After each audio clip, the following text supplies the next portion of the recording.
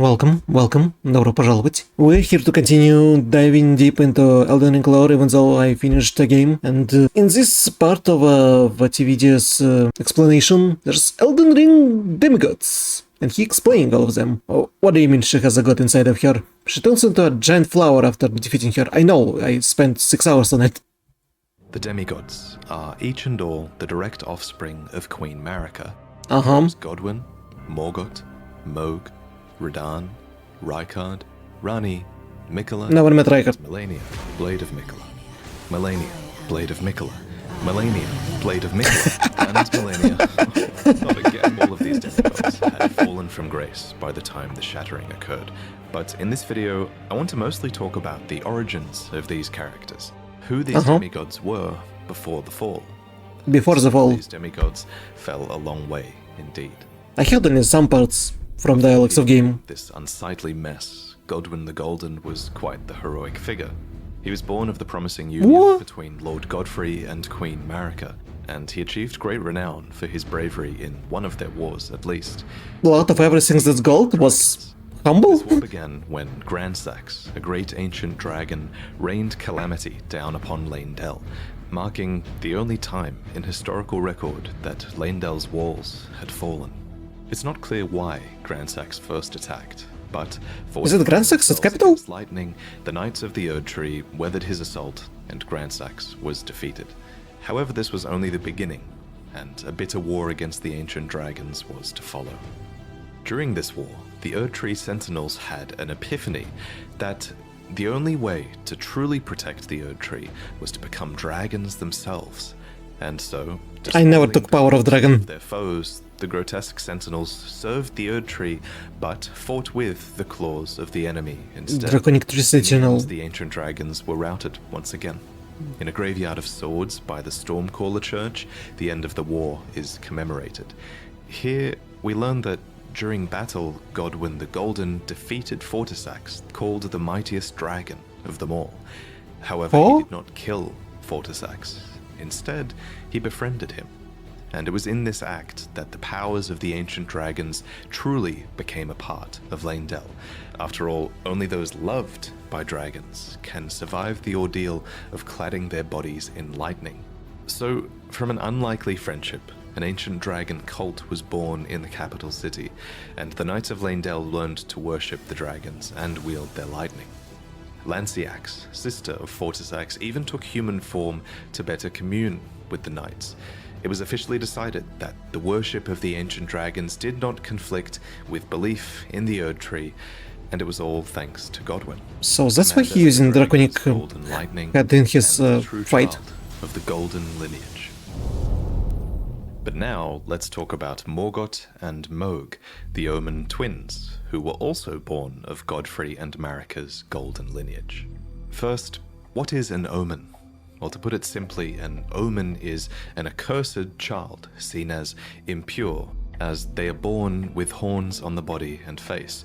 When this happens, the correct thing to do, culturally at least, is to cut off the horns of the omen, an act which usually causes them to perish. It's pretty messed up, but some omen do survive this process, and some omen are even given a cleaver, crafted specifically for them and awarded as a tool of war, although these weapons are bestowed with a readiness to take them away. We find one such omen in an Erdtree camp upon the Altus Plateau. Before you fight it, you might have noticed another omen nearby writhing in its sleep. It's said that omens see evil spirits in their nightmares, and I think this omen is dreaming, haunted by the vengeful spirits of its accursed kin. So it's good that we wake him up and try to beat him. Who are horrifying butchers of twisted conscience. They wear these horned masks that make a mockery of the omen's nightmares, and these butchers hunt the omen and amputate their horns. The first omen killer was named Rollo, a famous perfumer who had to imbibe a physic to rid himself of emotion so that he could better perform his tasks. Remember, it seems many omen have their horns excised when they're very young. That's definitely disturbing enough to warrant an emotion-killing physic in my book. However, if the omen is born of royalty, then their horns are not cut off, but the omen is kept underground, unbeknownst to anyone, and imprisoned for eternity. By way of example, you would have seen all kinds of omen confined to the sewers beneath Leyndell. But why are omen considered to be accursed in the first place? Some of them are clearly intelligent, so what's inherently wrong with being born with horns and great strength? Well, it's important to remember, I think, that this curse might only really exist in the context of the Golden Order. After all, those afflicted with omen horns are not able to return to the Erd Tree for rebirth, and are said to be born outside of its grace. The Heart of Cycle? Why does the Golden Order disavow the omen, then? Well, it's hard to say for sure, but my working theory is that it's to do with the Crucible. According to this ancient incantation, horns were once an aspect of the Erd Tree's primordial crucible, where all life was once blended together. And with the exception of a couple of Crucible nights in and around Leyndell, we know that the Golden Order has started to distance itself from most things that touch upon the Crucible. While things like horns, knots, feathers, and scales once grew on the human body and were considered signifiers of the divine, now they are disdained as impurities as civilization has advanced. We learn this from the knot, scale, and feather talismans, all of which are guarded by omen, or dropped by omen killers, no less. Are they in the Order of the Erd Tree, in the dungeon? once divine Under Capital? impurities seem Where I never was? some births, whether they like it or not. Almost like it's a genetic trait, as if it touches upon the Crucible at the root of the Erd Tree. And so you have to ask, is it really a curse to be born as a graceless omen? Well, as with most curses in these games, I think that depends on your perspective. Dangitter In any also case, one of omens? Mohg and Morgoth were omen royalty, and thus they were born into a wretched mire far below the earth, horns and all. Here they were kept under the strictest confinement. Each of them were bound with charmed shackles that were covered in roots or thorns and bathed in golden magic. It seems very few people were supposed to know that they even existed. Morgoth, for his part, renounced and despised his accursed omen blood, but his brother Mohg embraced it. Deep underground, Mohg stood before an outer god, a being called the Formless Mother, who craves wounds, a being capable of bestowing power upon accursed blood. In this moment, Mohg's accursed blood erupted with fire, and he became besotted with the defilement that he was born into.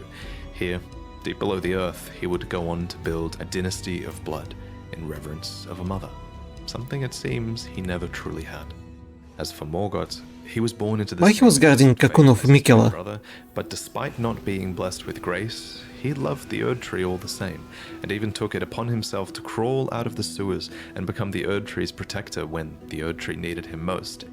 In the end, he rightfully became the Omen King and Lord of Leyndell. Omen or not, he was, after all, born of Godfrey and Marika's golden lineage. Of course, the marriage between Godfrey and Marika would be ended, and before long, Marika remarried with another man, a champion named Radagon, who Marika calls her other half.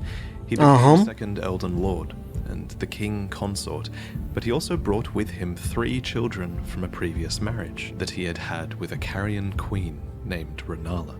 These children were Rani, Rykard, and Radahn, and they all became demigod stepchildren after Radagon's reunion with Queen Marika. Possessed of his father's flaming red hair, Radahn was fond of its heroic implications and considered himself to be born of a great champion. Yet he also looked up to another man, Godfrey, the first Elden Lord, Queen Marika's first husband and the Lord of the Battlefield. But Radahn wasn't just the son of Radagon and an aspiring Lord of the Battlefield, he was also the son of Renala, who was head of the Academy of Raya Lucaria and Queen of And Caria. that's why they fought? As a Carian royal, inclined towards sorcery, Radahn bent his will towards mastering gravitational magics. Rock sling, gravity well, collapsing stars.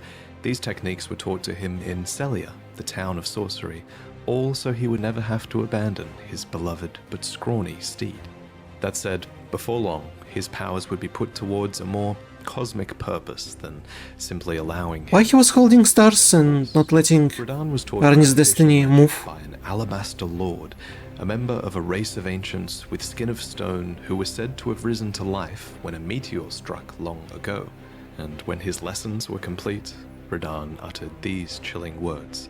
Thank you for your tutelage. For now, I can challenge the stars. And of course, he did conquer the stars, and the very constellations would be halted by his strength. But of course, you kind of have to ask, why? Why was it necessary to conquer the stars in the first place? I have a couple of theories. Theory one is that it was done in self-defense. After all, according to the sword gravestone, Radahn was protecting Celia. What's more, gravitational magic has destructive power, and many gravitational beasts are proof of that destructive power. A being named... Oh, I fought one of this. ...even come down to the lands between in the past, and destroyed a place called the Eternal City. What's more, Celians are descendants of the Eternal, positioned right above the Eternal City underground, so there is an argument to be made for Radahn purely defending Celia for some reason here. But it's possible for Radahn to have fought in this conflict and to have made the first move as well. So this is theory 2, that Radahn conquered the stars as a preventative measure in service to the greater will. According to a set of astrologer items, the night sky cradles fate. There's even a banished sect of people called the Nox, who live deep below the earth in eternal anticipation of the coming age of stars and their Lord of Night. Long ago, these people invoked the ire of the greater will. So it would make sense that those in service to the greater will might have sought to arrest the stars and put an end to this fate. What's more, Radahn was just a huge fanboy of Godfrey, and he seems to have more loyalty to the Erd Tree than to the moon. Finally, the telescope item description says that the fate once writ in the night skies had been fettered by the Golden Order. So surely this is referencing Radahn's actions, and it levels the blame at the Golden Order. But putting Radahn's motivations aside, it's a fact that the stars were held back, and that what are the chances he wanted to save his sister from her destiny, and that's why he holds the stars? Carian royal family. Let me explain.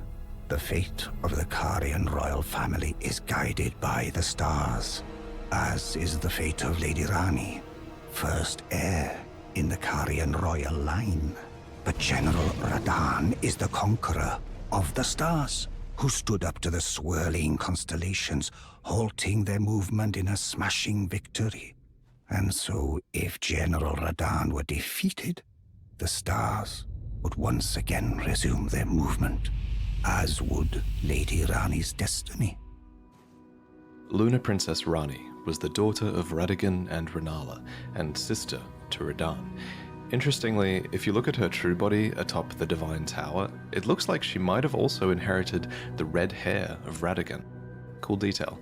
But unlike her brother, Radahn, she quite clearly took after her mother more, who was Renala, head of the Carian royal family. The House of Caria has this storied history, one that seems to go way back to the astrologers. In the Carian Manor, we find one of their treasures, the Sword of Night and Flame. It reads, the OP weapon. Preceded the sorcerers, established themselves with 3 different that nearly touched the sky, attributes. Considered the fire giants their neighbors. Renala herself was an astrologer, always chasing the stars in her youth. Then she met the full moon, and in time, the astrologer became a queen, establishing the House of Caria as royalty.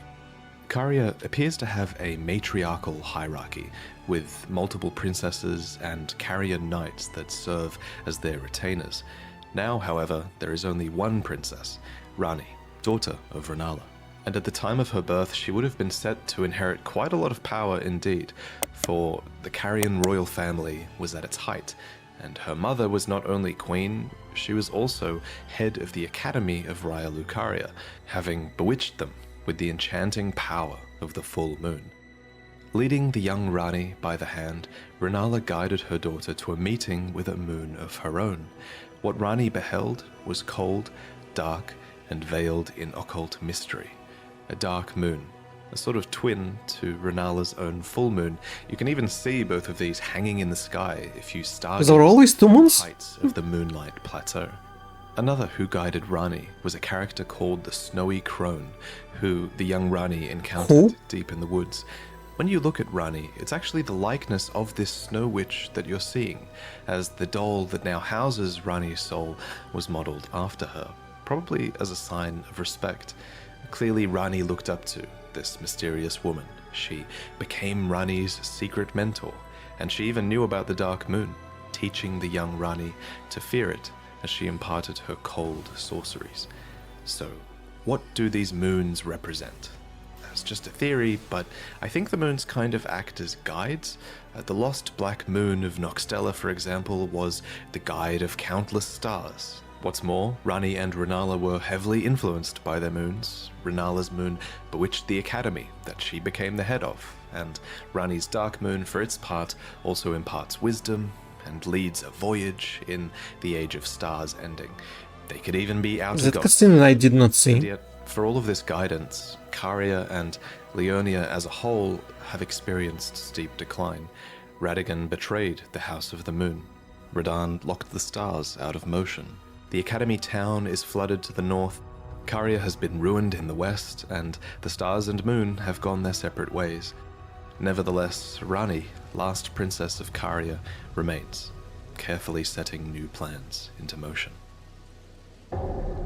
Sibling to Rani and Radahn was a man named Rykard, who was I know nothing of him. manner. There is evidence that Rykard was friendly with his siblings. He conspired with his sister Rani later on, and there's even a portrait of Radahn hung in the Volcano Manor, as well as a portrait of Rykard himself before the fall. Item descriptions mark Rykard as stern, ambitious, heroic, and blasphemous. A part of this blasphemy What? was opposing the Erd Tree, which actually drew many knights to his banner, for Rykard believed in taking by force, just as the gods did, and clearly many believed that he would usher in a new age. The armor set of the Gelmir Knights reveals to us what were once very loyal soldiers. The crest of red feathers are there to symbolize Rykard's pedigree as Lord Radagon's son, and the emblem upon their chest piece represents a lord who had lofty ambitions. However, as Rykard delved into the ancient secrets of Mount Gelmir, he came across the immortal Great Serpent, an ancient deity that aligned with Rykard's ambitions. And so, Rykard fed himself to the Great Serpent so that he might devour, grow, and live eternally. Alas, this was too much for his He knights. became a snake? They believed that their master's heroic ambitions had degenerated into mere greed, so they searched desperately for a weapon with which they might halt their lord, and they found it too. The immortal serpent had lived for a long time, and so there was also a weapon to kill it that had been designed long ago as well, a serpent hunter. But it was too late. As the lord lost his dignity, so too did the knights lose their master. Not that it bothered Rykard. Now we can devour God together. Next, we need to discuss Millennia and Mikola. These two were twins, as they were born... No, Rykard, please. Anyway, as you know, Radagon's marriage with Renala did not last. Afterwards, he returned to the Golden Order and became Queen Marika's consort. But what I haven't yet mentioned is that, together, they were blessed with two demigod children, the so-called twin prodigies. Now, in the last lore video, I briefly proposed that these two twins were born after the Shattering, after Radagon and Marika had merged together to become a single god. However, I've since changed my mind. I think Millennia and Mikola were clearly born before the Shattering. There's just so much proof that these two twins were a force that were influencing the world long before the Shattering took place. Anyway, both of these twins were born afflicted. Specifically, in the Japanese text, it's said that their births were vulnerable. Mikola was born afflicted with eternal youth, and Millennia, for her part, was vulnerable to rot. Interestingly, Millennia's scarlet rot is actually an outer god. This outer god, like many others in the game, seems to have an order that is able to be imposed upon the world via an Empyrean vessel, and Millennia was that vessel. And while the Scarlet Rot is pretty terrible, you can sort of argue that it's got a beauty to it. According to Gowry, the Order of Rot is resplendent. It's a cycle of death and rebirth, kind of like the lotus flower, which is a flower that blooms anew, beautiful and fresh from mud. I actually have art of this flower hanging in my home. I always love the symbol of it. I actually have lots of art hanging now, and I'm going to talk about all of this artwork that you can buy at the end of the video. Anyway, Seriously? so Millennia the Empyrean was vulnerable to and afflicted by the Scarlet Rot. There was said to be no cure to this, and while fire and consecration seemed to be somewhat effective at warding it off, Millennia would slowly lose her physical self to the rot. Interestingly, old legends of the Scarlet Rot have persisted in the world for generations, and we learn more about the Rot God from the Blue Dancer charm. The Dancer in blue represents a fairy who, in legend, bestowed a flowing sword upon a blind swordsman. Blade in hand, the swordsman sealed away an ancient god, a god that was rot itself.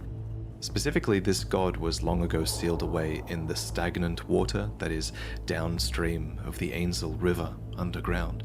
And wherever rot appears, the kindred of rot appear as well. These are pests and servants of the rot. And now, in the current age, these are servants that have been forsaken by Millennia, who is their new goddess. So, this blind swordsman with the flowing curved sword actually went on to become Millennia's mentor. So technically it's him that we have to blame for this goddamn attack.